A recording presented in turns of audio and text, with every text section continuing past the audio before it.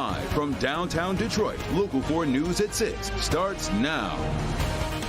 Enjoy this mini break from stormy weather that is happening right now because more rain is headed our way in a few hours. We're going to keep you posted here every step of the way because it's serious stuff out to our west. Storm Prediction Center keeping a close eye on a big portion of the country, in fact, tonight. Glad you're with us for Local 4 News at 6. I'm Devin Skillion. Good evening. I'm Karen Drew in for Kimberly Gill tonight. Right now, let's take a live look at downtown Detroit from across the river. You can also see the exact Track 40 radar. Tonight, some of you could see heavy downpours, lightning, and some strong winds. Meteorologist Brian Sherman is on duty for us tonight. Brian. Well, Karen and Devin, as we go through tonight, I think late tonight into the overnight, the best chance to see any kind of strong to severe thunderstorm activity moving into southeastern Michigan. At 6 o'clock tonight, exact Track 4D showing a few showers from Waterford off to the north toward Flint, as well as the Pier and Port Huron. But for the most part, everyone is dry before the next round of rain moves in late tonight. Tower cam over downtown Detroit, a very gray way to end our week with most everyone into the mid to upper 50s. 56 right now here in Detroit, 55 over in Howe, 53 working into Pontiac, and a warmer 58 right now as you work down into Adrian. That frontal boundary, the Storm Prediction Center is watching with multiple PDS tornado watches in effect tonight out over the Midwestern United States. This system rolls our way overnight and could bring us a few strong to severe thunderstorms with damaging wind gusts in excess of 60 miles an hour being the primary threat, along with some heavy rainfall heading into early Saturday morning as well. So for tonight, we're into the upper 50s most of the evening. Storm chances coming in after 8 to 9 o'clock tonight, with colder air moving in tomorrow. The details on what you can expect in your full forewarned forecast coming up in just a few minutes. Also, download that forewarned weather app. If we do get severe warnings tonight, your app will go off. You can find that in your favorite app store. Just search WDIV. Moving to St. Clair Shores, we have a debate swirling around these stickers on the city's police cars. Some residents have brought up questions in a conversation that seems to have roots in the idea of separation of church and state. Megan Woods has been digging into these stickers, where they came from, and what's next. Megan.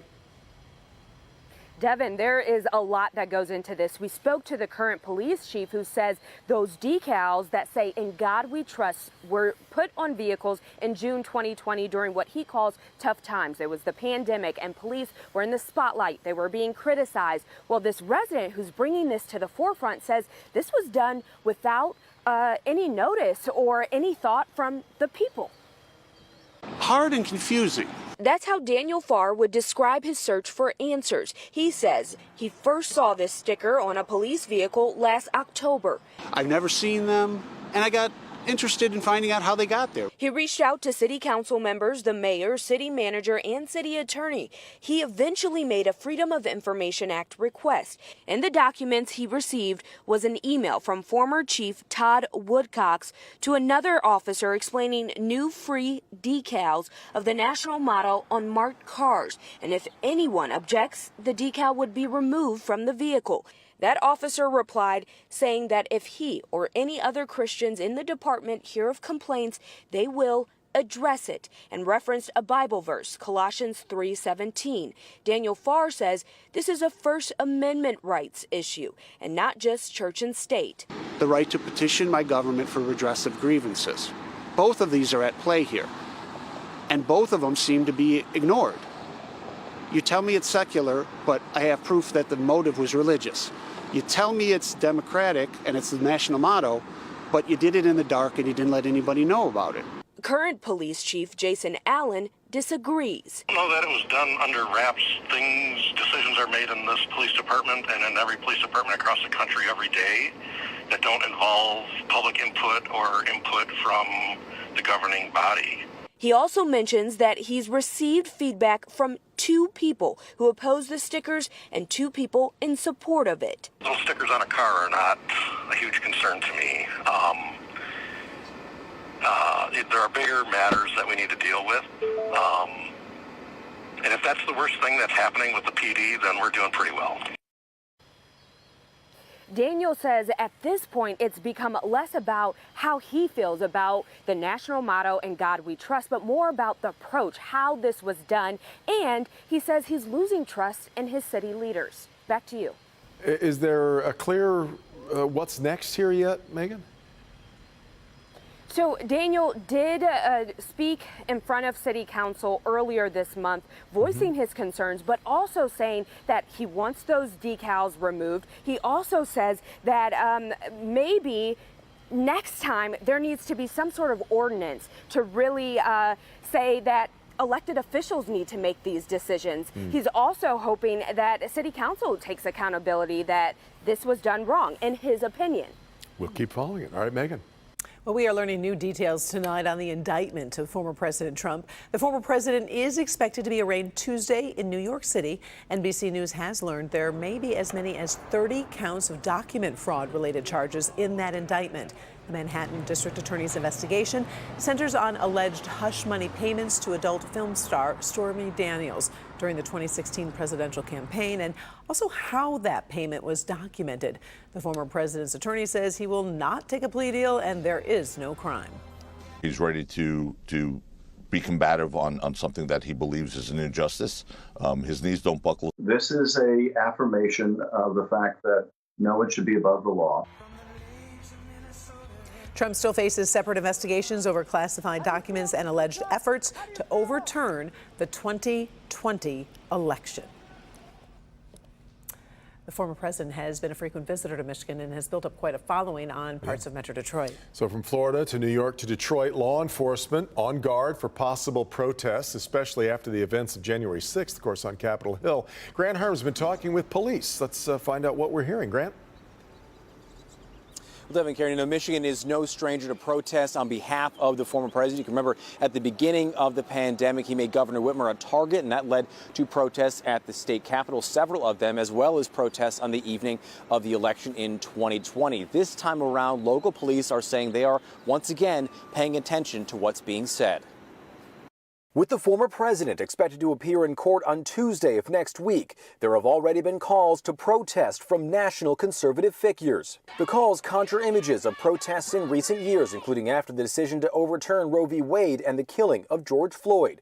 Police in Michigan taking note, reviewing their policies, and saying they're ready for anything. In a statement today, the Detroit Police Department saying, in part, in the wake of the recent indictment of former President Donald Trump, we have reviewed our civil unrest strategy supported by members of our community and stand confident our plan will ensure the safety of all within the city of Detroit. In a text, a spokesperson for the Michigan State Police saying they don't have set plans but are ready, saying nothing specific for that event, but we are always prepared for any event that may bring protests. Local 4 analyst Darnell Blackburn breaking down how police could prepare this weekend.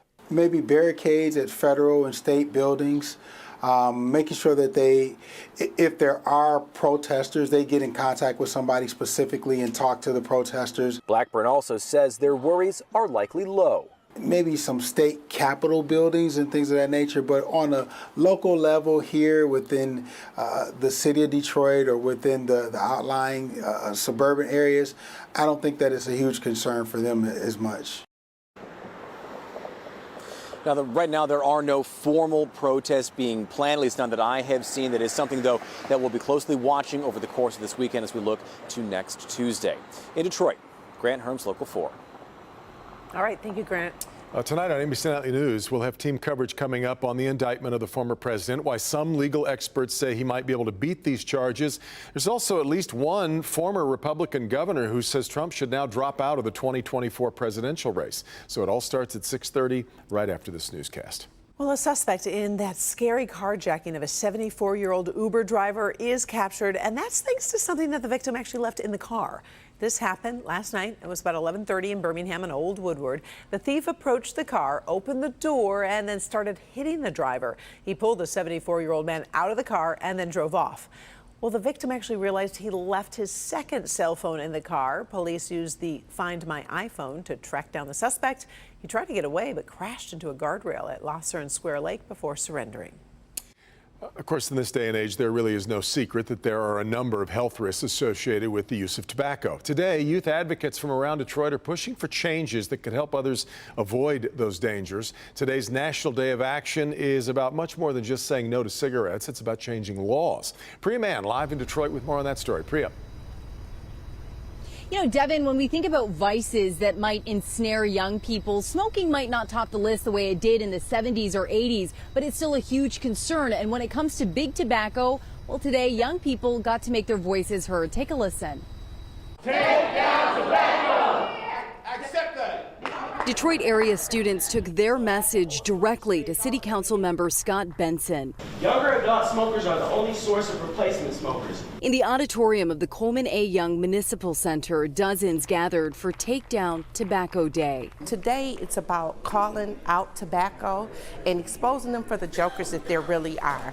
Take down tobacco! The event is an opportunity for young people to get involved by urging local elected officials to pass resolutions in support of legislative action. Youth are concerned about flavored vapes and its targeting of youth in the city of Detroit and surrounding communities. Preemptive language in favor of big tobacco often means municipal governments can't pass more stringent laws than state regulations. Detroit Council member Benson says this needs to change. We're going to take this to our legislators. This is a huge issue in the country, in the state, and in the city of Detroit. And we need to have the ability to regulate tobacco within our own cities. And Council member Benson says the next step is to present a resolution to City Council, and if it's adopted, head to Lansing. We will, of course, continue to follow their efforts. Reporting live in downtown Detroit, I'm Priya Mann, Local 4. Yeah, we will. All right, Priya.